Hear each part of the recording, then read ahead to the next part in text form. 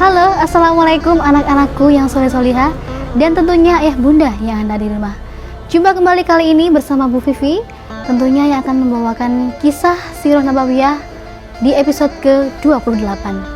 Anak-anakku, sebentar lagi bulan Ramadan akan segera usai ya.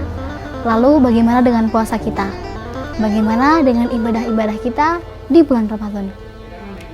Baiklah, anak-anakku, ada yang menarik dari episode kali ini, yaitu Bu Vivi akan membawakan kisah yang berjudul Tanda-tanda Perpisahan. Kira-kira siapa ya yang akan berpisah dengan kita? Untuk itu, simak terus kisah kali ini. Pembebasan Mekah dan kemenangan Hunain membuat banyak kabilah kemudian memilih untuk masuk Islam dan berada di bawah kepemimpinan Rasulullah Muhammad SAW. Tidak ada lagi keraguan untuk menerima pesan mulia dari Allah Subhanahu wa Ta'ala melalui Rasulnya. Dialah Muhammad SAW, pemimpin agung yang mengelola negara sangat besar dengan begitu adil dan bijaksana. Beliau juga seorang pemimpin perang paling cerdas dan pemberani yang pernah ada. Beliau orang yang paling dicintai oleh para sahabat, istri-istri, dan anak-anaknya sepanjang masa. Tetapi masih tersisa satu musuh dari negara adidaya, Romawi. Kekalahan di Perang Mu'tah mencoreng nama besar dan harga diri bangsa Romawi, sehingga mereka kembali bersiap untuk menyerang pasukan Muslim. Pada bulan Rajab tahun 9 Hijriah, sebanyak 40.000 tentara disiapkan oleh Heraklius. Ketika mendengar Romawi akan menyerang, Rasulullah SAW menyiapkan 30.000 pasukan. Ini adalah pasukan terbesar dari seluruh pasukan yang pernah disiapkan Rasulullah SAW. Saat itu Madinah dalam kondisi kesusahan dan musim panas yang luar biasa. Kurma dan buah-buahan baru akan siap dipanen. Meski ada rasa takut menghadapi kekuatan negara superpower, semua sahabat bersiap meninggalkan kebun mereka dan menyumbangkan harta bendanya. Ada yang berinfak sangat banyak, ada pula yang hanya mampu memberikan beberapa butir kurma. Utsman bin Affan menginfakkan 10.000 dinar, 300 unta dengan perbekalannya, dan 50 kuda. Umar bin Khattab menginfakkan separuh hartanya. Abu Bakar As-Siddiq bahkan menginfakkan seluruh hartanya. Saat ditanya oleh Rasulullah SAW, adakah harta yang ditinggalkan untuk keluarganya? Abu Bakar menjawab dengan singkat, "Ya, aku tinggalkan Allah dan Rasulnya untuk keluargaku."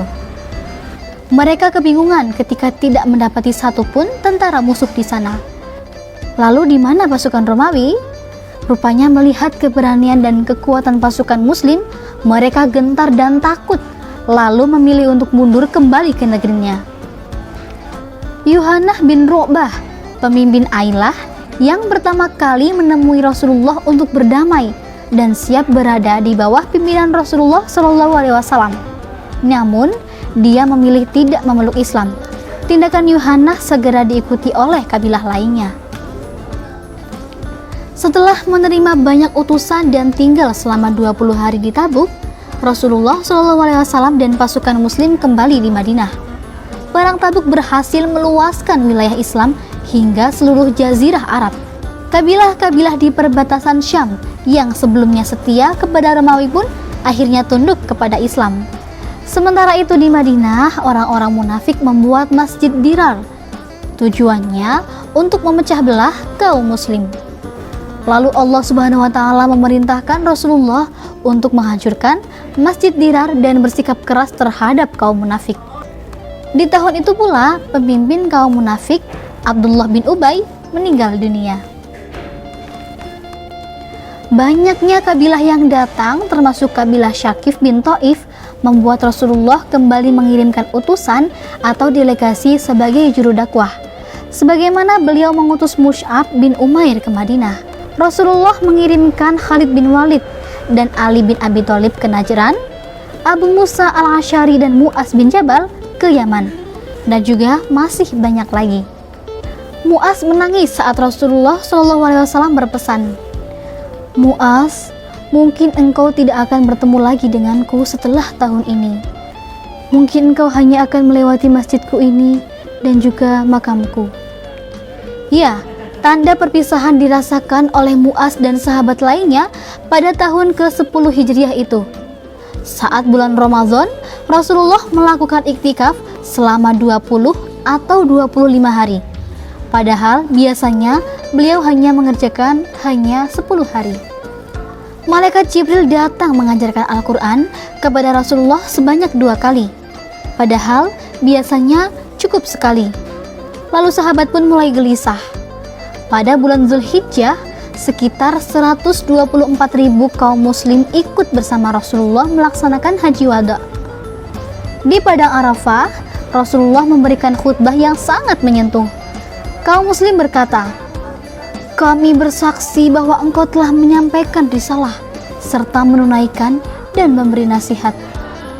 Rasulullah SAW mengangkat tangannya sambil berucap, "Ya Allah, saksikanlah." Selesai khutbah, turunlah firman Allah Subhanahu wa taala, yaitu Al-Qur'an surat Al-Maidah ayat 3. "Pada hari ini telah aku sempurnakan untukmu agamamu, dan telah aku cukupkan nikmatku untukmu, dan telah kuridhoi Islam sebagai agamamu." Lalu Umar langsung menangis. "Apa yang membuatmu menangis, wahai Umar?" tanya Rasulullah SAW. "Aku menangis karena senantiasa ada tambahan dalam agama kami. Jika sesuatu telah sempurna, yang terjadi adalah kekurangan," jawab Umar. Rasulullah SAW pun menjawab, "Engkau benar." Para sahabat terus terngiang dengan kalimat Rasulullah. "Saudara sekalian, dengarlah perkataanku ini. Bisa jadi aku tidak akan bertemu kalian lagi setelah tahun ini, di tempat ini dan untuk selamanya." Begitu juga kalimat Rasulullah SAW saat melempar jumrah. "Pelajarilah manasik dariku, sebab boleh jadi aku tidak akan berhaji lagi setelah tahun ini." Selesai ibadah haji, Rasulullah SAW pun pulang ke Madinah dan kembali sibuk dengan berdakwah. Pada bulan Safar tahun 11 Hijriah, Rasulullah menyiapkan pasukan untuk kembali menyerang Romawi karena mereka menghukum mati para warganya yang masuk Islam. Usamah bin Zaid, putra Zaid bin Harithah, ditunjuk untuk memimpin pasukan. Hebat sekali ya Usamah. Usianya padahal belum genap 20 tahun, tapi dia sudah memimpin pasukan besar yang di dalamnya ada para sahabat senior seperti Umar bin Khattab, Abu Bakar, dan Khalid bin Walid. Namun, keberangkatan mereka tertunda karena Rasulullah SAW sakit. Mereka baru pergi setelah Rasulullah wafat. Nah, ini dia anak-anakku. Masih ingin tahu kelanjutan dari kisah kali ini? Iya, jangan lupa untuk simak terus kisah selanjutnya, tentunya hanya di channel SD Muhammadiyah Sudagaran Wonosobo. Sampai jumpa di episode berikutnya. Wassalamualaikum warahmatullahi wabarakatuh.